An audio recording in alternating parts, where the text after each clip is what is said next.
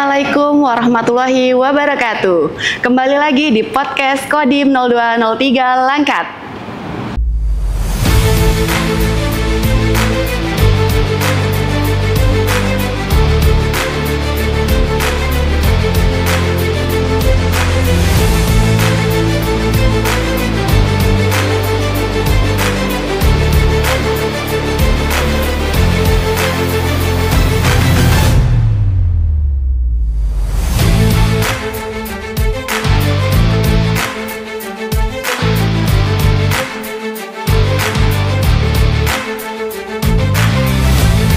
Kembali lagi bersama saya, Sermakoa Cutsela, yang akan memandu acara podcast kita pada hari ini. Yang mana pada kali ini, di sesi kedua ini, kita akan membahas seputaran penerimaan prajurit khususnya di TNI Angkatan Darat. Kawan-kawan, jangan kemana-mana, karena sesi kedua kali ini akan lebih seru lagi dari sesi pertama yang kemarin. Dan kebetulan hari ini kita sudah kedatangan narasumber ya, yang mana narasumber kita ini merupakan Komandan Kodim 0203 Langkat. Langsung aja yuk kita sapa. Selamat sore Bapak. Selamat sore Mbak Icu. Selamat datang di podcast Kodim 0203 Langkat. Ya. Bagaimana kabarnya Bapak? Sehat. Nah langsung aja ya teman-teman. Seperti pepatah Melayu, tak kenal maka tak sayang maka tak cinta. Maka dari itu langsung aja kita perkenalan. Ya, mohon izin untuk memperkenalkan diri profil secara singkat agar teman-teman semua bisa kenal sama Bapak. Siap. Baik, terima kasih Mbak Icut. Pertama-tama Assalamualaikum warahmatullahi wabarakatuh. Selamat sore, salam sejahtera bagi kita semua. Nah, sesuai dengan apa yang disampaikan oleh Mbak Icut tadi, pada sore hari ini saya mau memperkenalkan diri sebelum kita memasuki sesi yang berikutnya. Akan seru banget. Baik, nama saya Letnan Kolonel Infantri Medwin Sangkakala. Baik. Saya lulusan Akademi Militer 2005, Mbak Icut. Kebetulan kami diberikan jabatan yang baru, khususnya wewenang tanggung jawab kami saat ini untuk menjabat sebagai Komandan Kodim 0203 Langkat. Baik. Ini masih baru, ini kami baru 2 bulan Mbak Icut. Kami baru 2 bulan ya Bapak, ya, siap. Baru langsung disambut dengan podcast dari Kodim Langkat. Ya. Siap. Oke teman-teman, itu tadi perkenalan singkat dari Bapak Komandan Kodim 0203 Langkat. Langsung aja nih kita masuk ke inti pembahasan kita pada hari ini ya. Nah Komandan, kemarin kan banyak nih kita dengar bahwasanya di lingkungan kita sendiri, khususnya di TNI Angkatan Darat, kita kan sedang membuka kodam baru secara banyak di keseluruhan yang ada di Indonesia. Dan ada juga bahkan batalion pertanian. Nah, maka dari itu info yang kami dengar katanya ada pembukaan prajurit secara besar-besaran juga. Ya, betul. Nah, kira-kira apa yang dimaksud dengan prajurit ini sendiri gitu? Jadi saya mau menjelaskan sedikit. Sebetulnya khususnya untuk program yang sudah dicanangkan khususnya oleh Bapak Presiden Republik Indonesia, Bapak Prabowo Subianto, yang memerintahkan kepada Bapak Kasat, yaitu untuk membentuk satu batalion teritorial pembangunan, di mana batalion tersebut sendiri mempunyai tugas pokok. Selain sebagai memperkuat pertahanan negara, mereka juga mempunyai tugas tambahan yang itu untuk mendukung program-program pemerintah. Siap, seperti? Salah satunya ketahanan pangan, Mbak. Siap. Nah, sehingga di dalamnya itu diperlukan prajurit rekrutmen yang cukup banyak. Siap. Untuk memenuhi batalion teritorial pembangunan, dan ini kurang lebih 100 batalion yang akan dibentuk ke depannya. 100 batalion dari seluruh Indonesia? Ya, betul. Seluruh Indonesia. Nah, ini khususnya Angkatan Darat dalam hal ini Kodam 1 Bukit Barisan ke depan seperti yang tadi disampaikan akan membuka penerimaan besar-besaran khususnya dari jalur Bintara dan Tamtama, Mbak. Siap. Jadi saat kita akan mendaftar sebagai seorang prajurit sebetulnya ada 3 sumber. Yang pertama yaitu sumber sebagai perwira, Mbak, sumber perwira. Yang kedua yaitu sebagai sumber bintara, dan yang ketiga yaitu sebagai sumber dari Tamtama, di mana tentunya dari ketiga golongan ini mempunyai perbedaan, khususnya dari segi kepangkatan, yaitu termasuk masa dinas, termasuk dengan karir, Baik. pendidikan, dan lain-lain. Demikian, Mbak. Baik.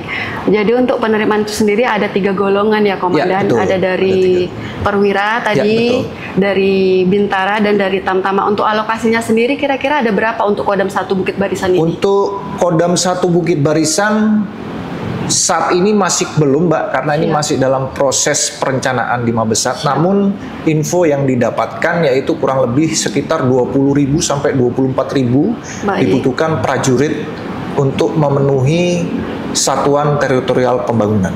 Baik. Nah, selanjutnya Komandan, untuk pendaftaran ini sendiri kan biasanya untuk Bintara kan 1 tahun itu hanya 1 kali. Iya, betul. Nah, yang saya dengar kali ini ada 2 kali. Siap, betul. Siap. Nah, kira-kira apa saja persyaratan yang dibutuhkan untuk pendaftaran prajurit tersebut? Jadi perlu kami konfirmasi. Jadi bukan 2 kali, Mbak. Ini yang ketiga. Oh, ini yang ketiga, Komandan. Ini yang ketiga. Siap. Jadi yang ketiga khususnya dari sumber Tamtama. Sedangkan Bintara sendiri ini adalah yang gelombang kedua, izin Mbak. Siap. Jadi ada persyaratan yang memang harus dipenuhi khususnya untuk kepada para peserta seleksi, adik-adik khususnya yang ingin bergabung dengan TNI, khususnya TNI Angkatan Darat, di mana dia mempunyai 3 persyaratan, yaitu yang pertama yaitu persyaratan utama dengan persyaratan tambahan, dan yang terakhir itu adalah persyaratan apabila mereka mempunyai prestasi. Baik. Yang kami jelaskan khususnya untuk persyaratan utama, Mbak. Persyaratan utama itu tentunya kita yang mendaftar itu harus sebagai warga negara Indonesia asli. Siap. Yang kedua, dia setia dengan NKRI. Yang ketiga, yaitu dia memiliki keimanan dan ketakwaan kepada Tuhan Yang Maha Esa. Dan yang berikutnya yaitu yang agak berbeda dengan seleksi sebelumnya, Mbak. Siap. Jadi kalau seleksi sebelumnya itu batas maksimal itu adalah 22 tahun. Siap, betul, 22 Namun tahun. dengan melihat kebutuhan yang cukup banyak untuk merekrut prajurit TNI Angkatan Darat, itu memberikan batasan sampai dengan 24 tahun. Jadi bagi rekan-rekan adik-adik ataupun peserta seleksi yang kemarin mungkin masih belum bisa bergabung, mungkin sudah masuk ke usia terakhir yang kemarin itu 22 tahun, Mbak. Siap. Nah, sekarang itu diberikan batasan maksimal sampai 20 tahun masih bisa mendaftar lagi, Mbak. Siap, berarti masih ada kesempatan 2 tahun lagi penambahan. Iya, betul. Ada masih kesempatan 2 tahun lagi. Siap. Masih bisa, Mbak. Ya, Siap. itu memberikan itu ya, peluang yang cukup besar. Siap. Bagi Nah, itu ya teman-teman. Yang tadinya kalian cuman punya kesempatan mentok di umur 22 tahun, kali ini ada penambahan 2 tahun lagi. Jadi yang masih kepingin dan masih berkesempatan, masih ada umurnya sampai 24 tahun, kalian bisa langsung aja bergabung. Siap. Baik, langsung saja ke pertanyaan selanjutnya, Bapak. Itu tadi kan sekarang orang kan banyak tanya nih, kira-kira kebutuhan dan syarat apa aja yang harus dibutuhkan untuk mendaftar ini, apa saja yang harus dipersiapkan? Jadi begini, untuk proses yang pendaftaran itu tentunya ada beberapa hal-hal yang memang harus dipersiapkan kepada peserta seleksi, dalam hal ini masyarakat ataupun adik-adik yang ingin bergabung dengan TNI Angkatan Darat khususnya. Itu ada beberapa rangkaian tes yang harus mereka ikuti, Mbak. Jadi nanti dalam satu kodam, khususnya Kodam 1 Bukit Barisan ini akan disiapkan beberapa titik ataupun yang kita bisa bilang yaitu tempat untuk melakukan seleksi. Tentunya diawali semuanya itu dari pendaftaran secara daring, Mbak. Siap. Pendaftaran secara daring. Setelah pendaftaran secara daring, nanti mereka akan melakukan verifikasi dalam hal ini secara langsung ke masing-masing subpanda yang sudah ditunjuk oleh komando atas, dalam hal ini yaitu Mabesat. Nah, itu ada beberapa juga yang nantinya pada saat sudah memasuki tahapan seleksi, mereka harus mempersiapkan khususnya yang pertama yaitu dari administrasi tentunya, Mbak. Administrasi nanti akan dijelaskan apa-apa saja yang harus disiapkan kepada para calon yang akan mendaftar. Yang kedua, setelah mereka lulus dari administrasi, mereka akan mengikuti tes yaitu kesehatan, Mbak. Di mana kesehatan itu ada 2, yaitu yang pertama yaitu kesehatan secara fisik, dan yang kedua itu kesehatan secara lab, hasil tes laboratorium. Dilanjutkan berikutnya itu kesegaran jasmani, kesemaptaan jasmani, yaitu mengecek kemampuan mereka dalam kesemaptaan jasmani mereka masing-masing. Ada juga nanti pada saat tes lanjutan berikutnya, pada saat mereka sudah dinyatakan lulus di tingkat Supanda, pada tes pusat mereka akan masuk dalam tes diantaranya itu tambahannya yaitu psikologi dengan mental ideologi. Itu yang mereka harus persiapkan dari sekarang, Mbak. Tentunya mereka harus mempersiapkan ini jauh-jauh hari kalau mereka memang betul. sangat ingin mempunyai cita-cita bergabung dengan sebagai prajurit TNI. Betul. Saya rasa seperti itu, Mbak. Karena kita juga tahu ya Komandan bahwasanya untuk kesegaran jasmani itu kan nggak dilaksanakan secara singkat gitu, nggak bisa didapat secara singkat, itu benar-benar harus dengan latihan. Iya, betul. Siap. Nah, ini juga satu pertanyaan yang sangat-sangat sering saya dapatkan dari masyarakat, Komandan. Berapa sih kira-kira biaya yang dibutuhkan dari saat mulai pendaftaran sampai selesai pendidikan untuk menjadi seorang prajurit? Nah, ini merupakan pertanyaan yang sangat unik dan memang sering kita dengar. Paling sering. Mungkin itu pun dari Mbak sendiri, bahkan itu juga saya sendiri sering menanyakan seperti itu, Mbak, dari rekan-rekan. Jadi untuk mendaftar sebagai seorang prajurit TNI itu tidak dipungut biaya sedikit pun, Mbak. Jadi mulai dari pendaftaran, pada saat tahapan seleksi, bahkan pada saat mereka melaksanakan pendidikan, semuanya ditanggung oleh negara. Jadi free. Hanya mungkin ada catatan, Mbak. Apa itu, mungkin Komandan? kalau mendaftar hanya mungkin membayar ongkos angkot saja. Betul. Kayak fotokopi. Seperti itu. Fotokopi administrasi. Seperti itu. Jadi kalau orang bilang harus menjadi seorang TNI itu harus mengeluarkan biaya, tidak ada.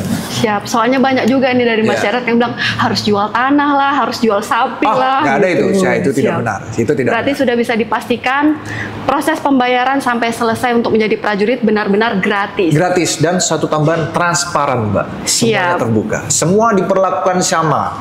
Siapapun dari latar belakang, apakah dia anak petani, apakah dia anak pegawai negeri sipil, ataukah dia anak orang mampu ataupun tidak mampu, semua perlakuannya sama. Karena ini adalah ceritanya kita seleksi. Jadi seleksi itu siapa yang terbaik, dialah yang terpilih. Berarti tidak ada cerita prioritas juga ya, Komandan? Betul itu. Soalnya saya sering juga dengar, oh itu kan karena anaknya tentara, jadi ya wajar lah jadi tentara gitu. Karena mungkin memang dia anak tentara ya saya rasa. Tapi memang dari hasil seleksi semuanya memang memenuhi syarat dan memiliki nilai yang baik. Berarti kemampuan memang sudah ada. Betul. Tentunya kita sebagai organisasi TNI, khususnya Angkatan Darat, tentunya kita tidak mau dong, Mbak, mendapatkan prajurit yang tidak mempunyai kemampuan ataupun kualitas yang bagus. Karena itu akan mempengaruhi organisasi sendiri. Apalagi tuntutan Bapak Presiden ke depannya sesuai yang yang disampaikan di awal tadi. Batalion Teritorial Pembangunan, di mana dia untuk bertugas untuk mendukung program-program ketahanan pangan, pertanian, peternakan itu cukup berat di samping tugas pokok. Sehingga proses seleksi memang harus benar-benar dilaksanakan sehingga didapatkan prajurit TNI yang memiliki kualitas yang cukup baik.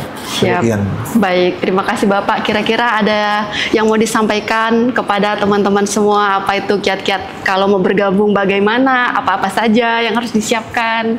Mungkin yang perlu saya sampaikan kepada rekan-rekan ataupun masyarakat ataupun adik-adik yang ingin bergabung, khususnya dalam pendaftaran ke depan ini, baik itu melalui jalur Bintara, Tamtama, persiapkanlah diri kalian dari sekarang, karena masa depan itu bukan orang lain yang menentukan, tapi diri kita sendiri. Namun jangan lupa selalu menyadarkan diri kepada Tuhan Yang Maha Kuasa, sehingga jalan kita diberikan kemudahan dan diberikan hasil yang terbaik.